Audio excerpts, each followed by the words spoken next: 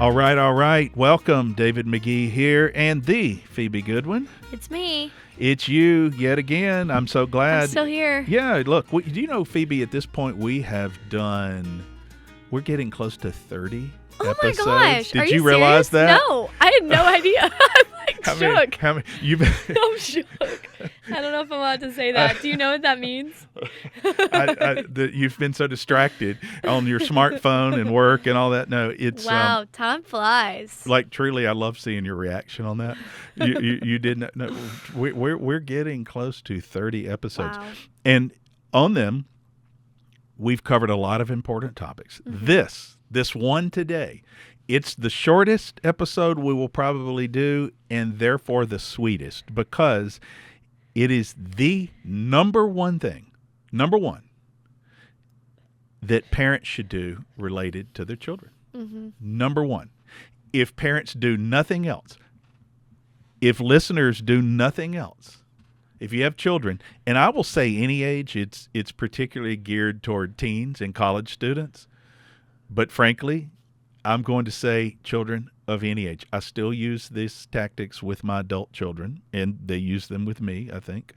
The number one thing parents should know. I know there's interest in this because on my little crazy Substack newsletter, which you can find at just go to alittlecrazy.com and you can sign up.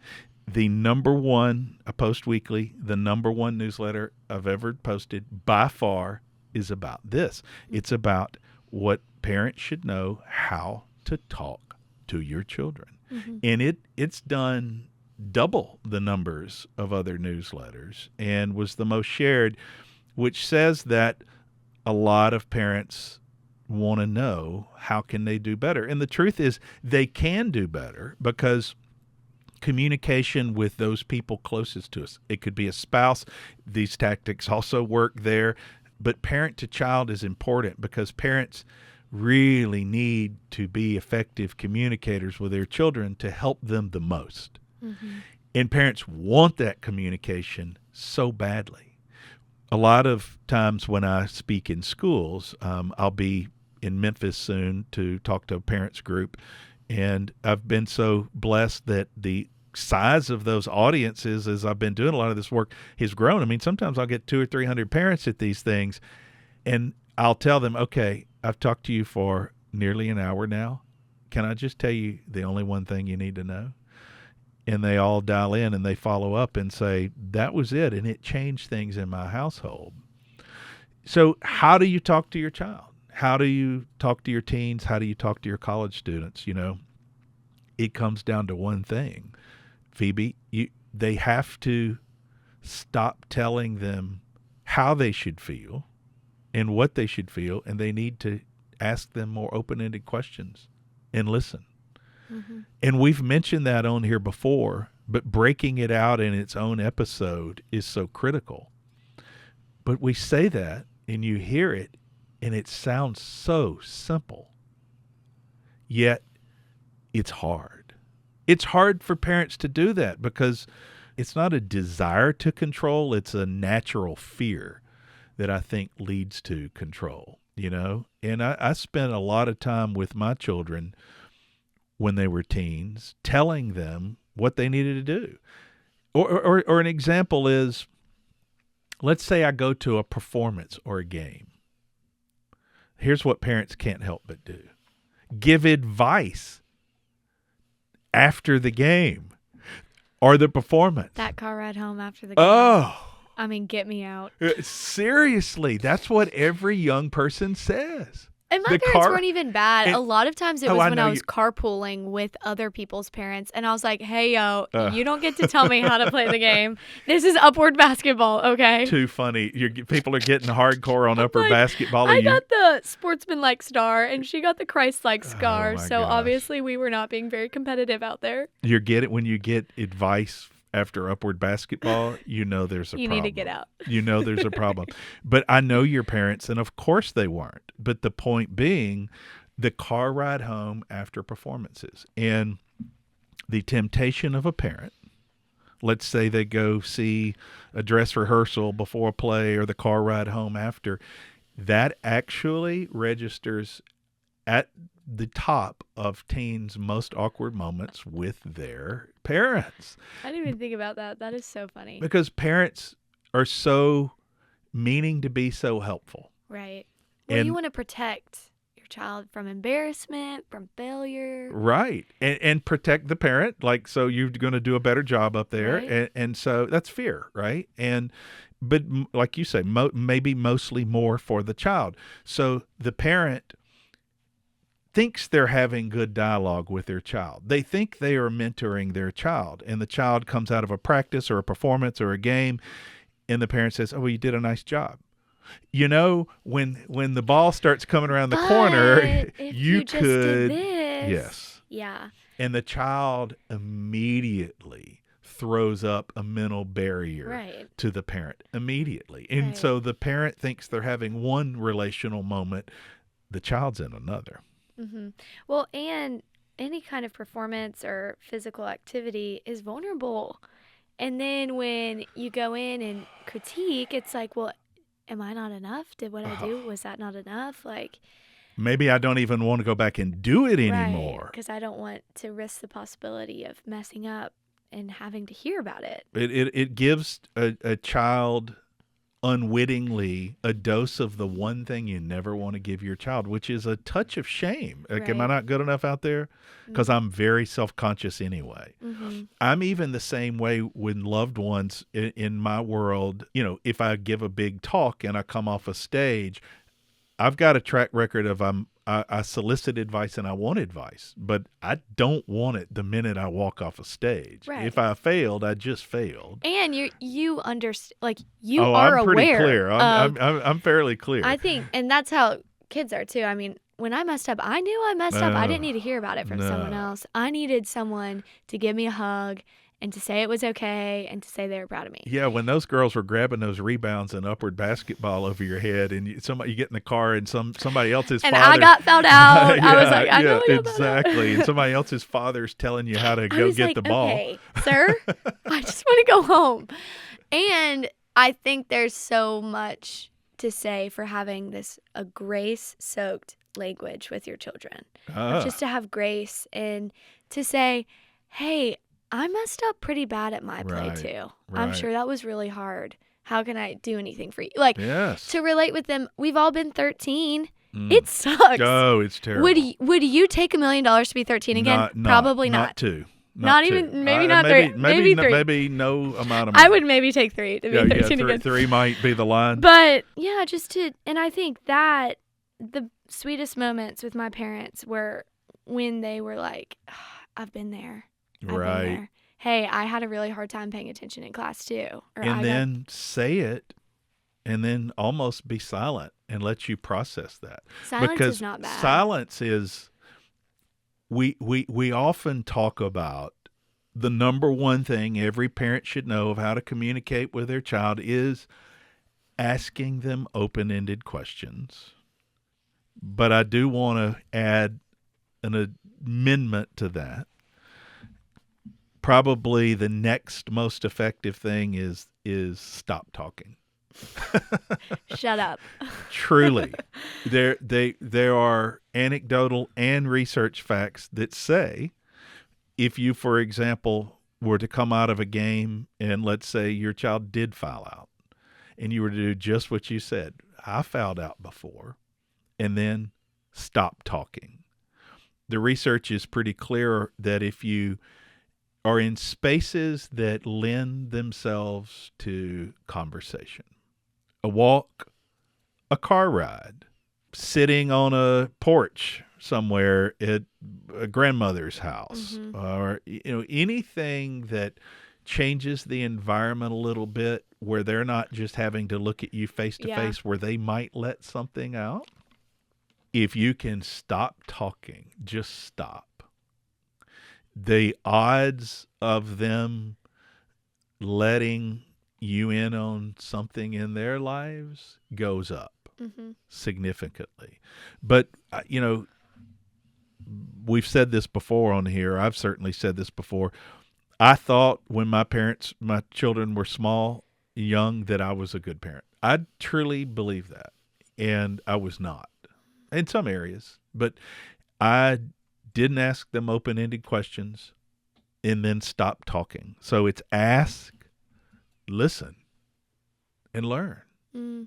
It's very simple formula. You ask. You just get quiet. Stop talking. Just stop and learn. Mm. And that it's the simplest formula of ask, listen, and learn. And I didn't do it. And now people call me to talk to their teens or college students for them. Mm. Like, how did I get here? Because I am a talker. But it's because I learned the only way through them is ask, listen, and learn. And as silly and simple as it sounds, it's actually the only proven way to get through to young people. What you talk about is in humility for parents. That's another extremely effective tool, modeling humility. And, they don't need to always be dusted off and just thrust back on the stage. I mean, it's not being soft with them, but modeling humility, as you suggested. I struggled with this. I mean, they don't need too much information, but it's like, I know that feeling. I know that feeling of being on a stage and your face turns a little red and you think, ugh. I know that feeling. And that humility can make a big difference.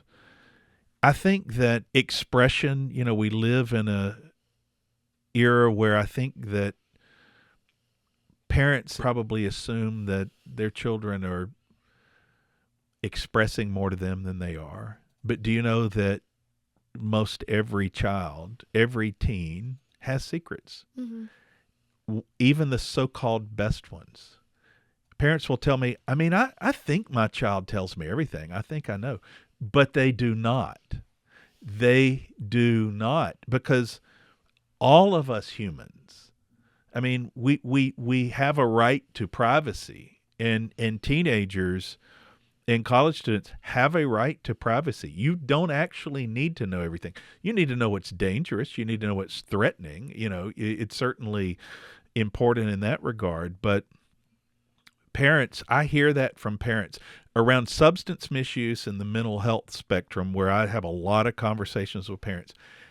Phoebe, I'm telling you, 90+% of the parents that I have dialogue with initially in the conversation say, I know I don't know everything, but my child's pretty open and honest to me. Mm. And I always say, but they're not open and honest with themselves. They barely understand what they're facing and what they're doing, and they don't know how to communicate with you. It's very hard to and so the common thing for teens to do that are misusing substances is they will clue their parents in by saying, here's what some of my friends are doing. Mm-hmm. And parents will fall for that trap every time. And they'll think, well, I'm glad my child's not now. Now, does it mean that every child that says they're not is? No. There's certainly a large percentage that are not. But very often when their answer is, I'm not, but my friends are, very often that's their code speak for, I'm trying to give you a hint.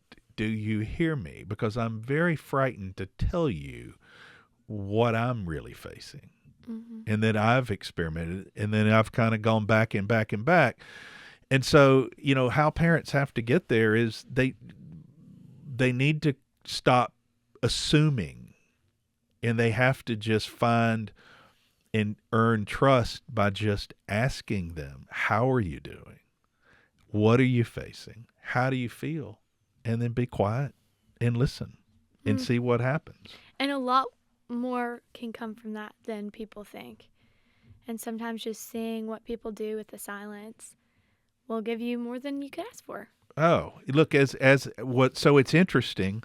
Everybody in my family will tell you, I, at 59 years old, have worked on my communication skills inside the family. Mm-hmm. I'm 59. I'm still working on them. Mm-hmm. And the reason why? I learned this with young people. I started doing this work with young people, and I got better at it, communicating with them, And I realized how they responded. And I thought, well, I'm not too old to apply this internally in my own family. Mm-hmm.